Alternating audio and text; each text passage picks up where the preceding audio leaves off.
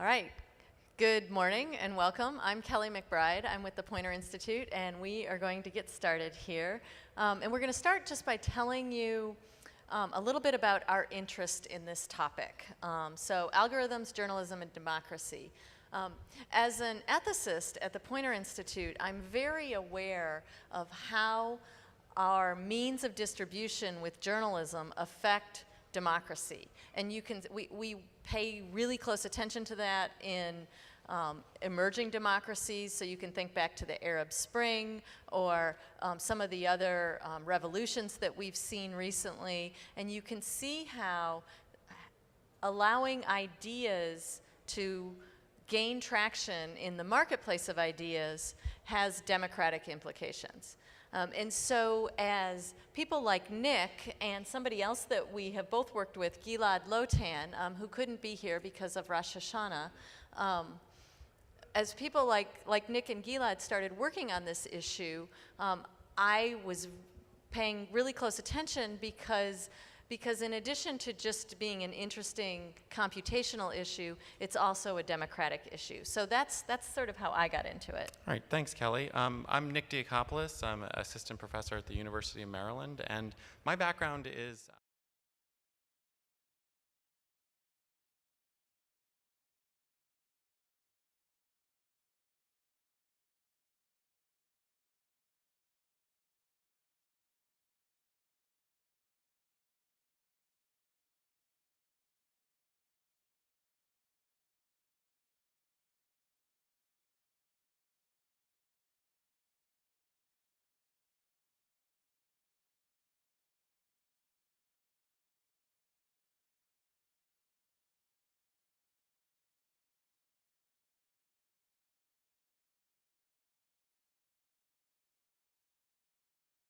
this is a cute little cartoon.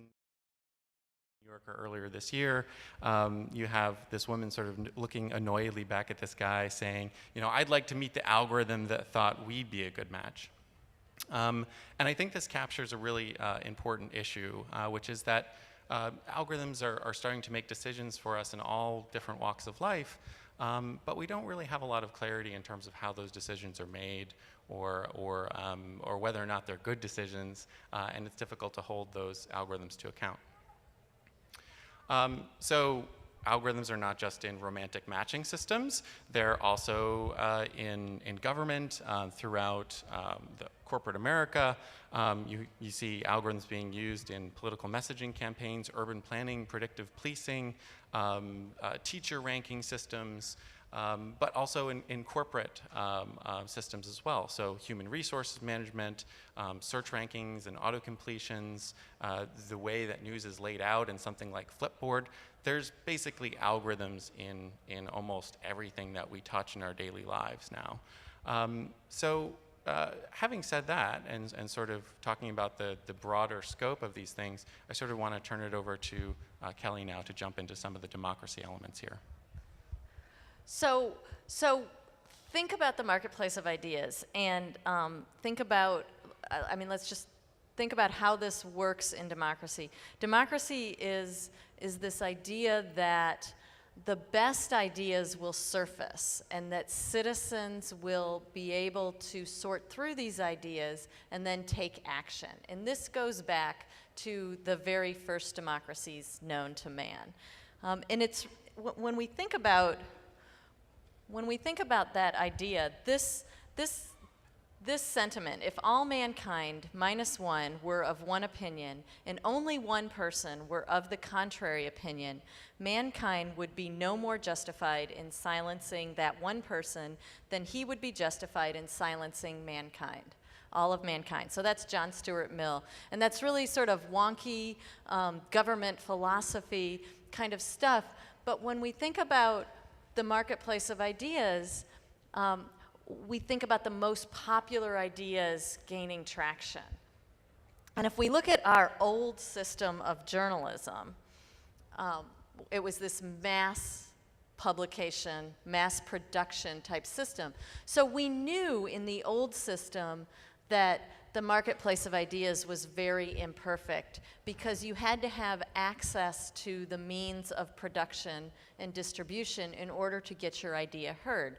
You had to work at a newspaper or be powerful enough to get your voice into a newspaper or onto television.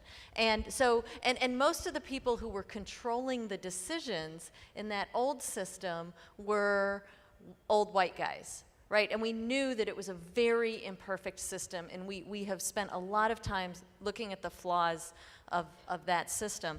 When we think about the modern marketplace of ideas now, in this new digital era, we find ourselves asking the question, is it stronger or weaker?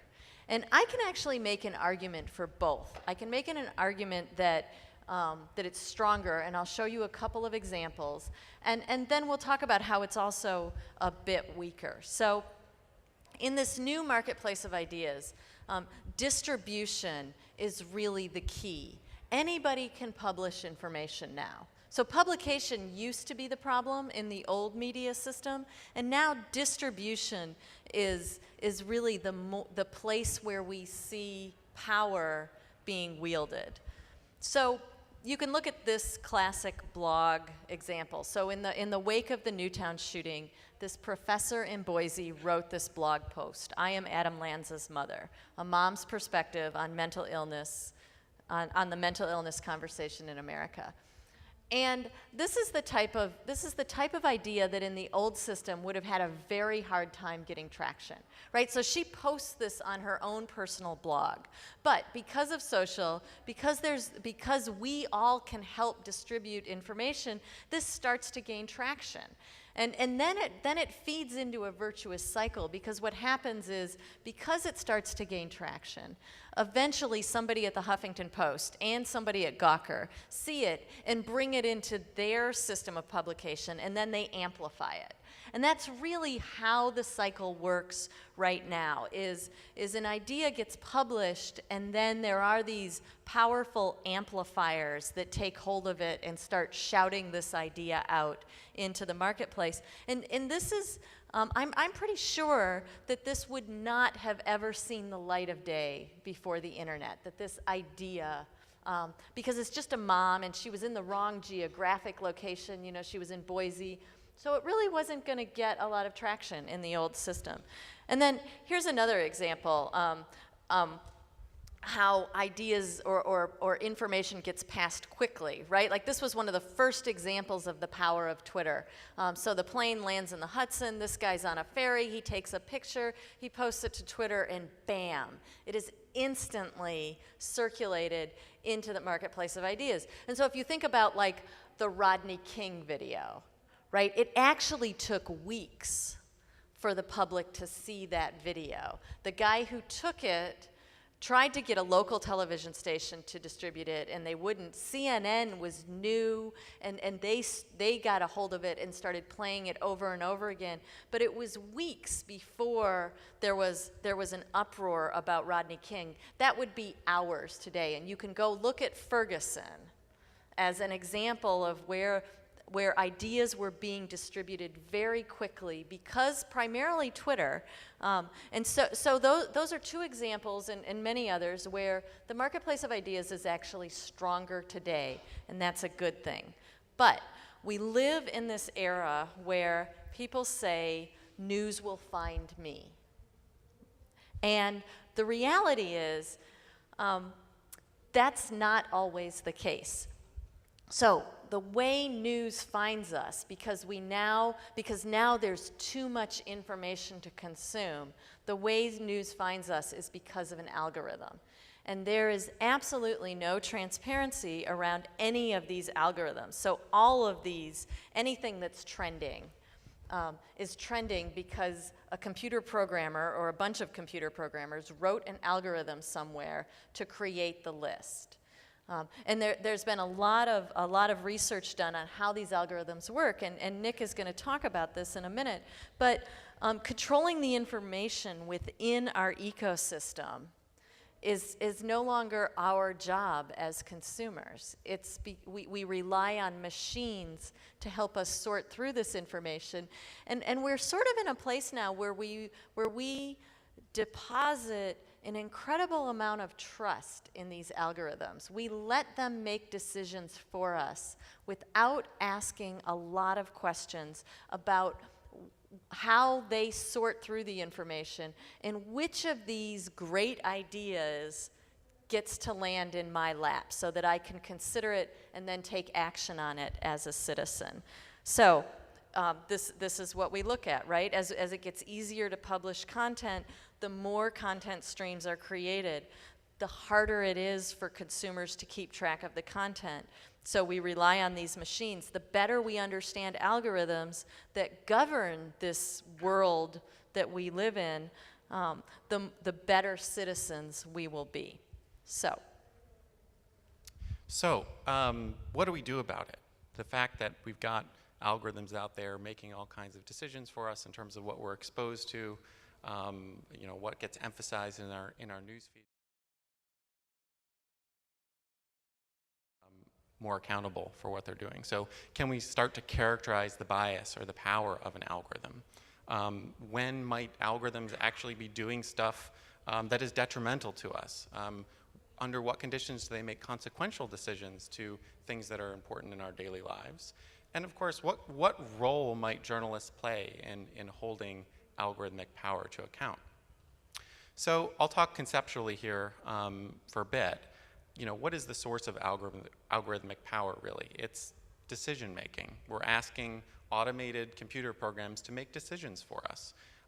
These decisions can take different forms. So algorithms prioritize information. A good example of this is the algorithm that the city of New York uses to rank buildings for fire inspections. So what are the buildings in the city that are sort of at the top of the list? They deserve to be inspected first because they're at the highest risk. So that's obviously a very good way to use a prioritization algorithm to manage limited resources. Algorithms can also classify information. So is it A or B or C?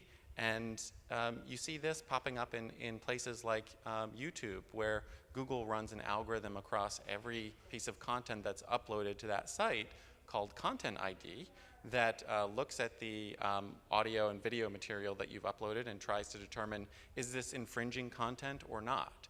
And if it is deemed infringing content by the algorithm, then you get sort of kicked into another protocol for how to deal with that. But obviously, these are sort of fuzzy decisions that we're asking. What is the nature of fair use here? You're asking an algorithm to make that decision.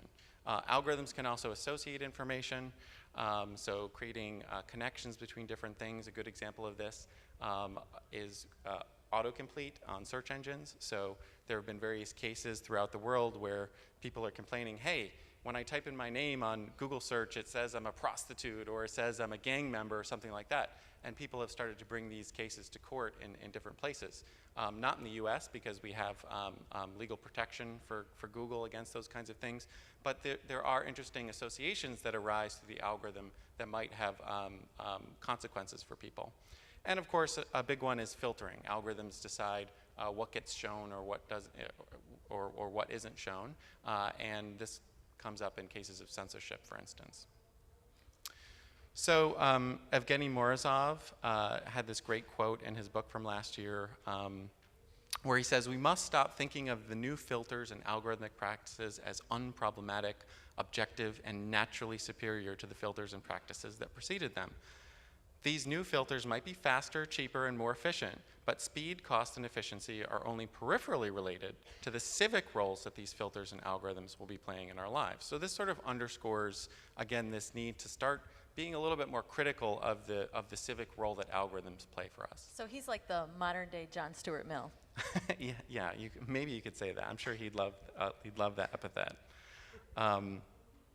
So let me give a few examples of different domains where algorithms are important and where we might want to start holding them accountable.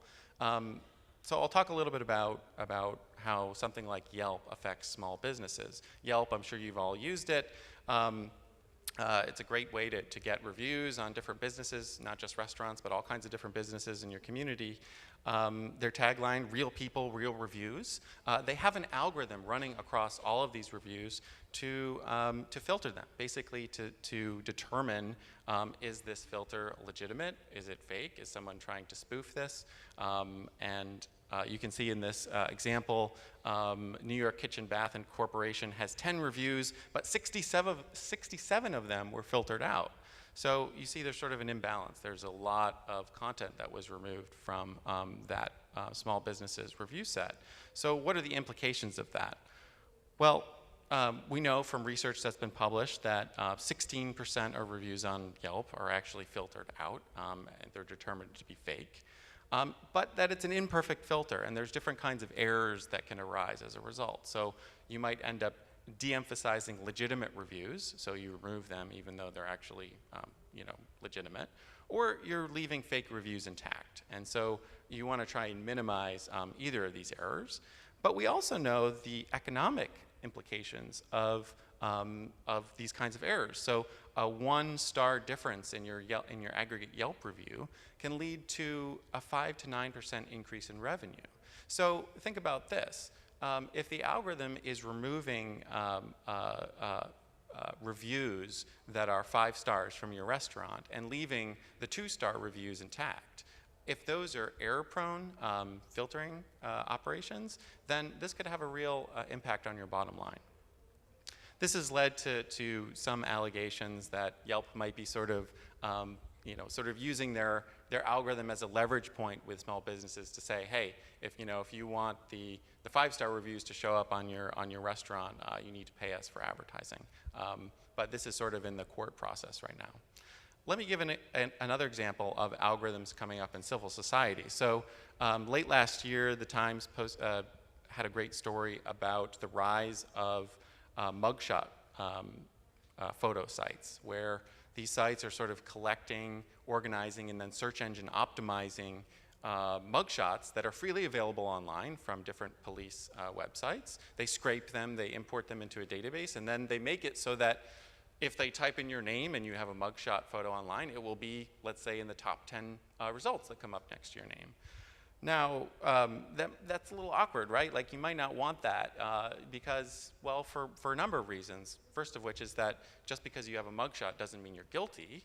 But these kinds of things create issues for finding jobs or developing relationships and so on. And so these corporations, these sites running these SEO sites realized this, and they started trying to extort money from people. So saying, hey, we'll take your photo down from our site if you pay us $400 or $500. So as a society, there's a few different things that we can do here. We can go the legal route. We can pass new laws that make it illegal for websites to do this, engage in this kind of activity. We can try and squeeze them off through the credit card companies and have Visa and MasterCard deny payments for those kinds of sites. Or, in fact, what ended up happening was Google stepped in and had an algorithmic solution to this, where they said, hey, we can detect if you're one of these skeezy websites who's up-ranking mugshot photos, and we can downweight those in our search engine rankings so that, hey, it might still be online, but it's not going to be in the top 10. It might be down past, the first 100 results. And we know not that many people look that far down. And the fact that Google did that, I think, is a precedent for suggesting that Google will act in the public's interest, right? There was nothing about Google's interest that suggested they needed to do that, which is what journalism companies do, right? They make decisions that might not be in their financial interests, like investigative reporting, but they do that because it's in the public's interest and that the trust that they have with the public is important. So I think we're moving into this era where companies like Google or Facebook provide some transparency to the end user. And I think the goal of XRay is to sort of build this into a platform. This is open source that you could then apply to many different services. You want to jump in here? Yeah, so there are So there's clearly a need for accountability around algorithms, and journalists are probably some of the most likely people to provide the pressure for that accountability. If you think about how transparency around algorithms might come about, there is internal transparency, right? Like Facebook could say how the algorithm works. Now they don't, right? And any of you guys who were in that session yesterday where this came up, that doesn't seem to be happening. But Facebook does have a blog where they talk in theory about some of the choices that they make in tweaking their algorithm. There could be regulation, right? And government could come in and try and regulate these algorithms. And if you think about the constitutional issues with free speech, that may not fly. We're gonna have a harder time, especially in the United States, regulating algorithms. You know, if you the right to be forgotten laws in Europe that have recently been passed that would give an individual the ability to go to Google and say, hey, I don't want that arrest showing up at the top of Google search. That won't happen here because we believe in a free and open marketplace of ideas. And so we would I think our Supreme Court would strongly resist a right to be forgotten law, as most of us would too, and yet the algorithm is not without bias. And so there's a certain contradiction there. We can certainly provide the type of reverse engineering that Nick is talking about, and I think we need to consider that part of our responsibility in journalism is to do that type of work, and it takes a fair amount of resources. The lowest level is that crowdsourced, where you can get a bunch of people to help you do it, but you still need a certain amount of computational ability to do that. And if you're really going to do it well, you're going to need a lot of computational ability. But we can also, I think, do public education, and we can make the public more aware that algorithms are at play, even when we haven't reverse engineered them. You know, these algorithms are everywhere, and you could almost create, in an ideal newsroom, either awareness across all of the beats for journalists about where the algorithms are influencing information that gets to citizens or governments and how they're making decisions, or you could have an algorithm beat where that person just went and looked for algorithms. Now, that's not likely to happen, but in an ideal world, it's interesting to think about how we might do this in journalism. So Kelly, I just wanted to jump in and ask you about this education question, because that's something that you work on a lot at Poynter.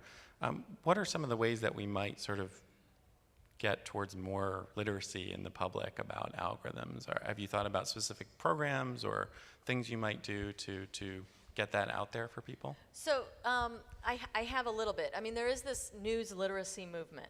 And these are people who are working in high schools and junior highs and colleges to create curriculum because they believe that news literacy is a citizenship issue. Now, you could easily infuse that, although I haven't heard a lot of the people in the news literacy circles talking about algorithms. They're mostly talking about sourcing and transparency and the kind of old traditional things that we talk about as the values of journalism. But I think that's an ideal place. I also think that you know, eventually, as our education system is reformed, that students will get more computer programming in their education, and that there will naturally be some awareness of algorithms. But if you think about, if you look at the Common Core and how much trouble we're having trying to reform the education system now, there's a lot of suspicion around it. And so I don't know that the public will embrace this with open arms, because they will see it as either not necessary or perhaps just other forces trying to spin the conversation. So I just wanted to wrap up here a little bit with some of the challenges that have emerged from my research in this area, and Kelly can certainly chime in here as well. As we've kind of touched on here, teaching journalists to do algorithmic accountability is pretty challenging. It's a messy endeavor. It's hard to do. You need some technical skill. I'm working with some undergraduate students right now at the University of Maryland. on reverse engineering Uber pricing. So please come talk to me about that afterwards if you're interested. It's doable, but there are challenges here to teaching programming skills and database skills and analytic skills and so on. Also, more generally, if anyone's really into this stuff and looking for a higher ed degree, I'm looking for PhD students, so if you want to write a dissertation on algorithmic accountability, let's definitely chat. There's probably like 2 or 3 dissertations there, so lots of room to do work. There's plenty of legal issues here. We didn't get into a lot of those, but there's issues with EULAs. So a lot of sites say, thou shalt not scrape, thou shalt not use API for X, Y, and Z, which would include these kinds of reverse engineering studies. And so there's a question of, well, is it okay to break the EULA if it's in the public interest, and so on. There's some other stuff out there. Actually, the Times team, the graphics team, did a really excellent job of being transparent about the algorithm that was driving that bot. They did a visualization which articulated the bias of the data that it was predicting.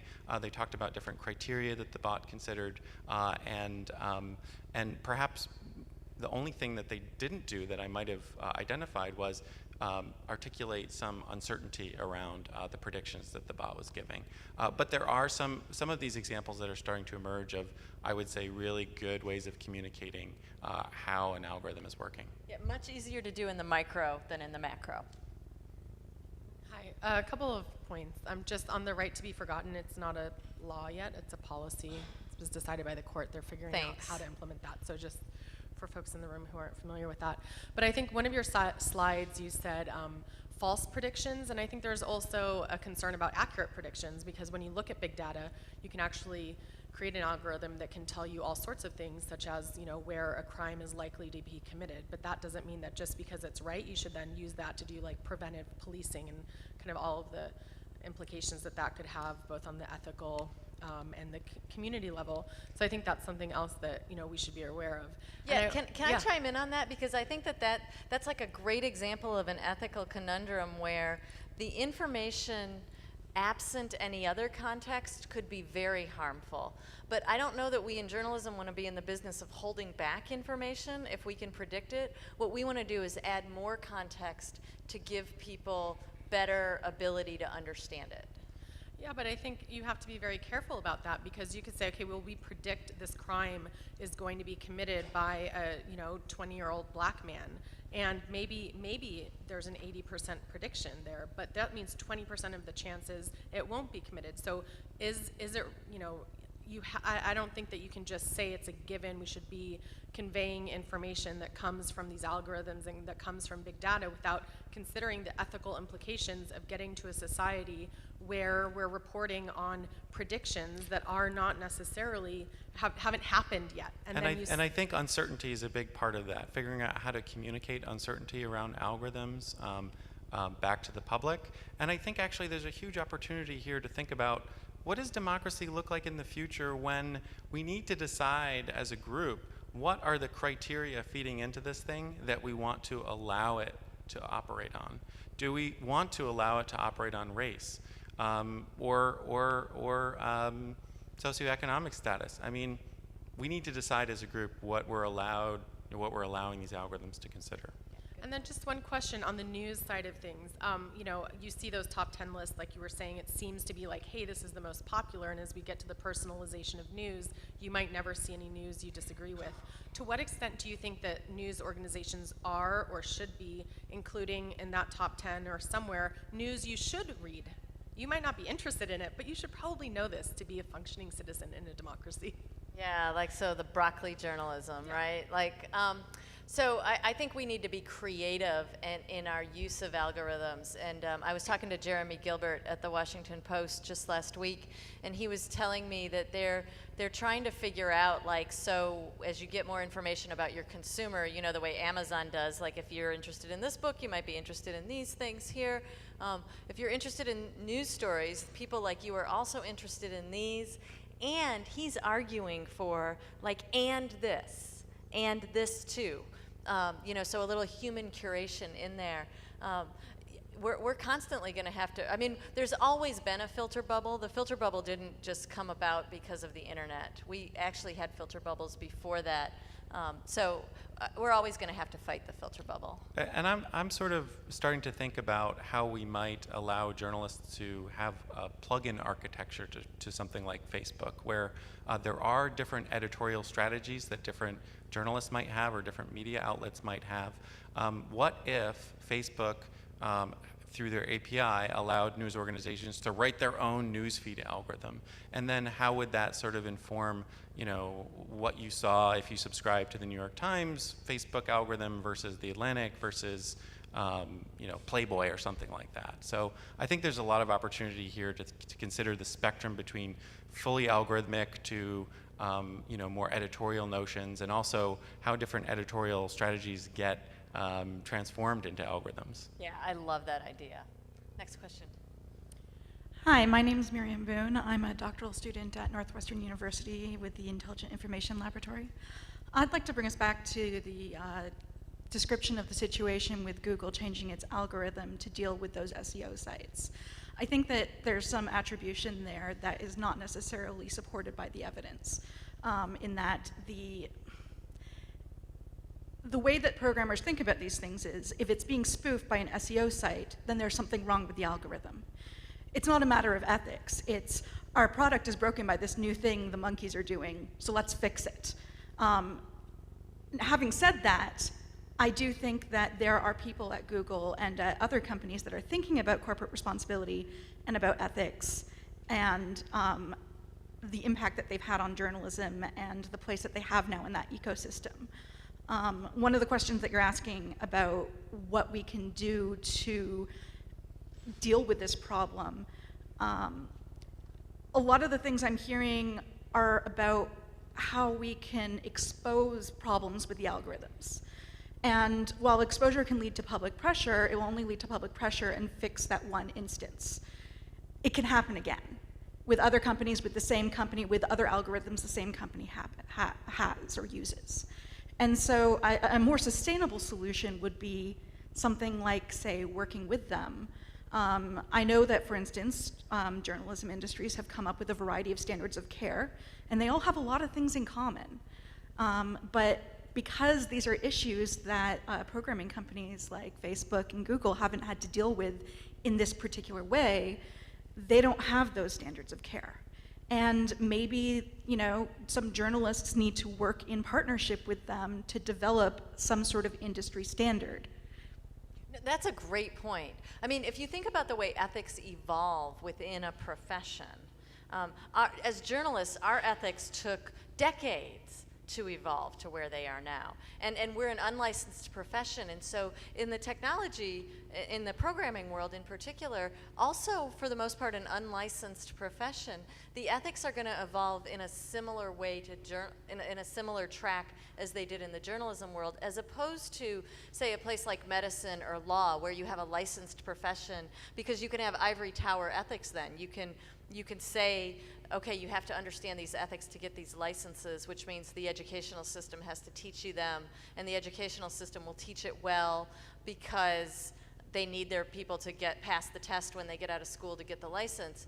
That doesn't happen in unlicensed, unregulated professions. Ethics evolve from a grassroots user base, and it takes a lot longer. And so whether it's journalists working with them, one of the most interesting things you just said was, the computer programmers might not be acting out of an ethical obligation. They're acting out of this altruistic idea that the program needs to work, right? The algorithm needs to work, and if people are manipulating it, then the algorithm actually isn't working, and they have to control for that. But they should be operating with some sort of ethical considerations. And I would just chime in. Those are great points. Great question, Miriam. I would just say it's hard to even know what your algorithm is going to do when data is changing so rapidly. Different inputs can lead to different unintended consequences. So even if you're being the most ethical engineer that you can be, and you've really thought it through, and I'm really being careful about what criteria I'm considering, well, tomorrow the data could change, and there might be some unintended consequence, which a journalist might look at and say, I don't like that algorithm is doing that. That's unethical, and by no fault of the engineers. Yeah. I just wanted to add two other things. Ombudspeople. we have ombuds people at publications. A few, big ones. yes. Not all. Very small but they exist. number of them, yeah. They exist. And a big company like Google should surely be able to afford a civically focused ombuds person. Yes, yeah. For instance. And the other thing is, in interest of fair disclosure, we're funded by a whole bunch of people, but we do have some funding from Google. So since we're talking about Google, I felt I should say that. Thanks. Thanks. All right, and we've got 4 minutes left, so we'll try and get through at least the next 2 questions, and we'll shoot for all of you there. Alrighty, hi. My name is Pamela, and I manage the website for TelemundoDallas.com. And a couple of months ago, Facebook decided to put us on their. If somebody like NBC, they will be like, okay, maybe you should like Telemundo, right? And it was all through algorithms, and it was beautiful. We started having lots of likes, lots of engagement, comments, etc. And it just stopped a couple of weeks after. Are there any tips that we as journalists can use to play with the algorithms and have it in our favor in terms of page views, etc.? So they did an association. Facebook made an association with her site, and then for some reason they took the association away, and it didn't work for them anymore.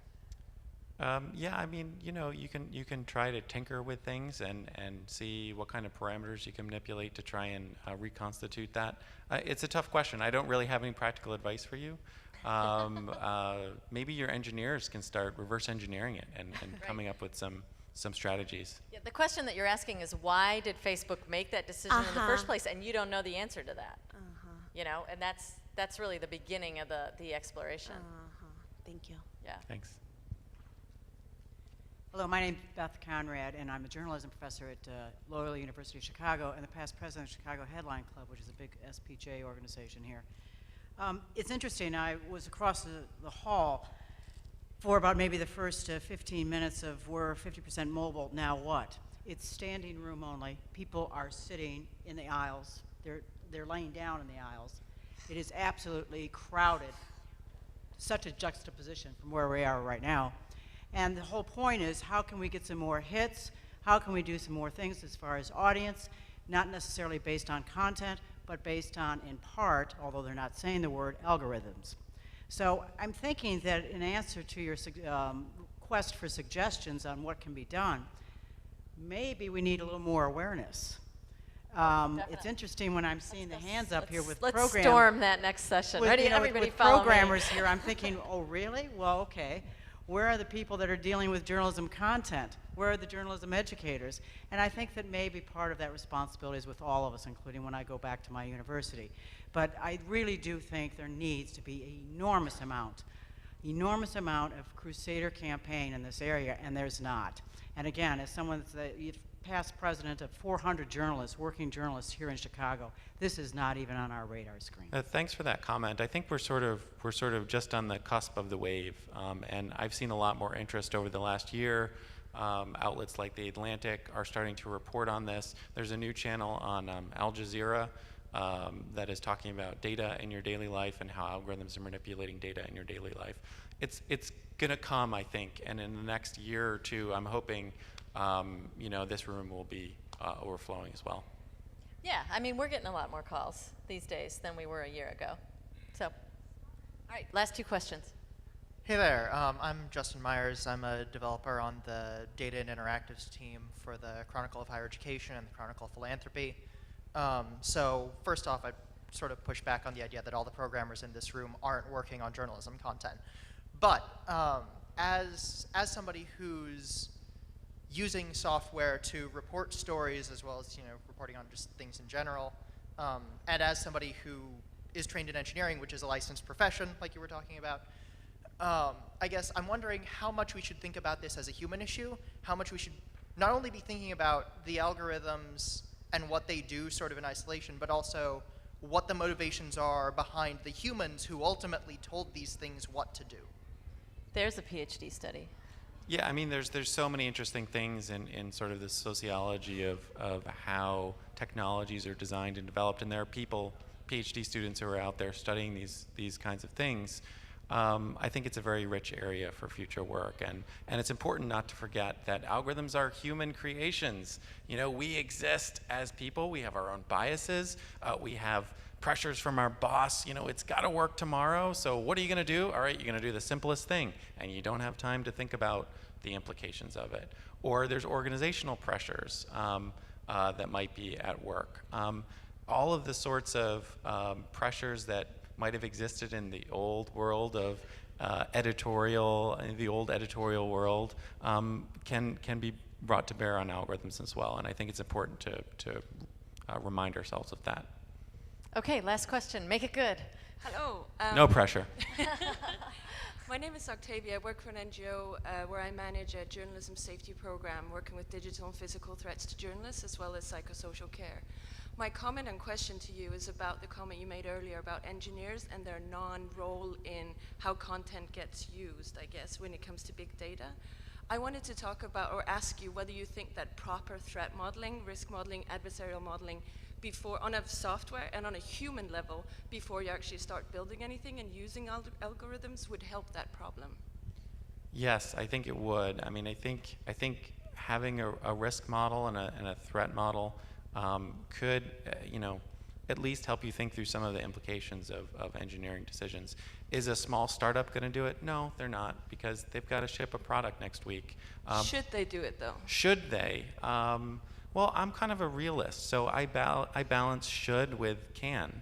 And you're asking a group of 5 people starting a company to enter into a very laborious process of risk modeling.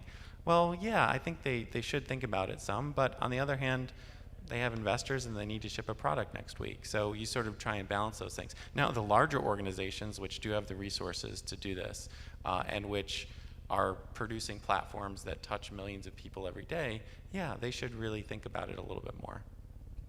All right. Thank you very much, ladies and gentlemen.